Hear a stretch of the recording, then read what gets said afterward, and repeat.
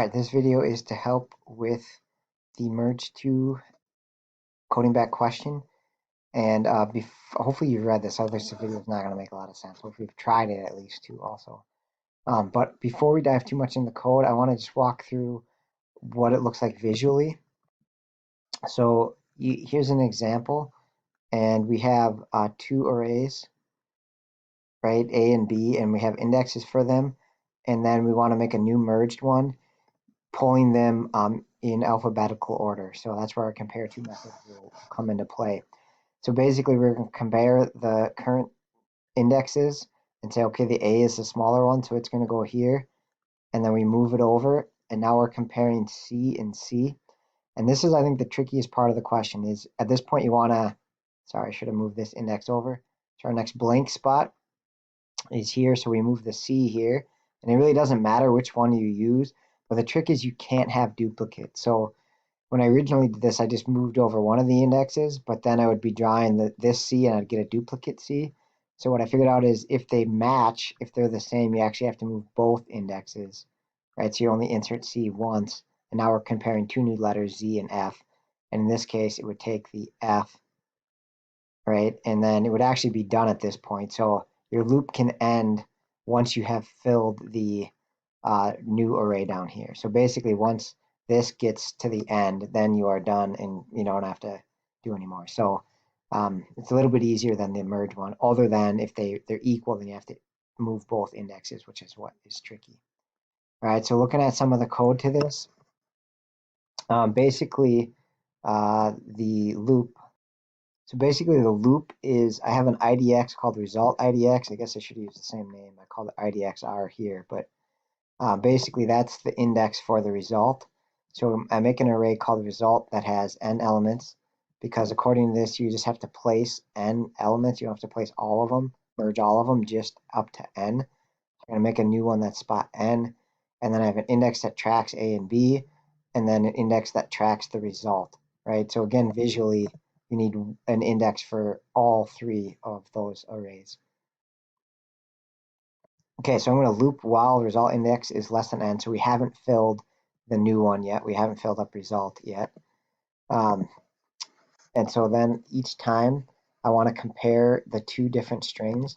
So I know this is a little bit tedious, but I'm going to do the string from A. So just do A position A index. So we take, that's the one we're looking at. And then I'm going to do one for the B string. So I'm going to type correctly. And then we're pulling the whatever B index is. All right, and then basically you're going to do the compare to. So if they're equal, so it'd be A string, sorry for the typing, dot compare to B string.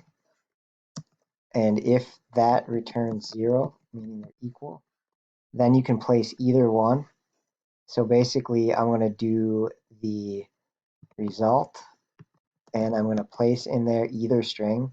So I'm going to do result position result IDX. And I'm going to set that to be either one of the strings, so maybe just A string.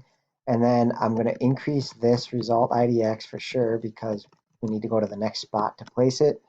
And then I also want to remove both A string, the A index, sorry,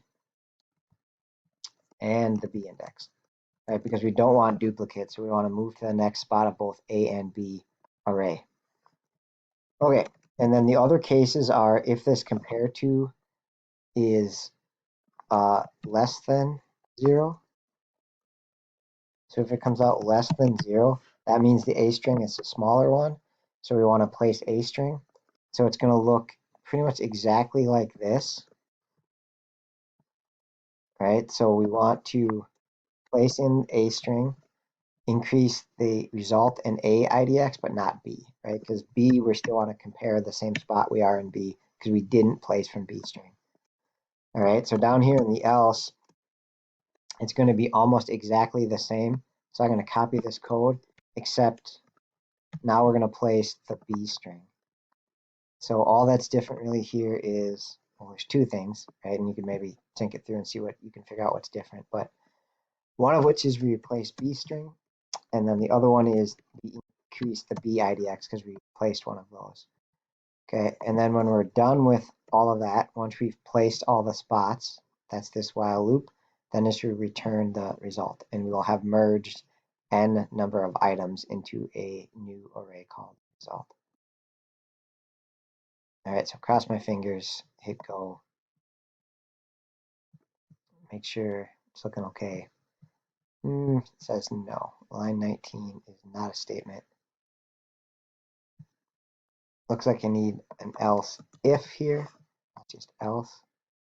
I have an else at the very end there. But double cross my fingers this time. Try it.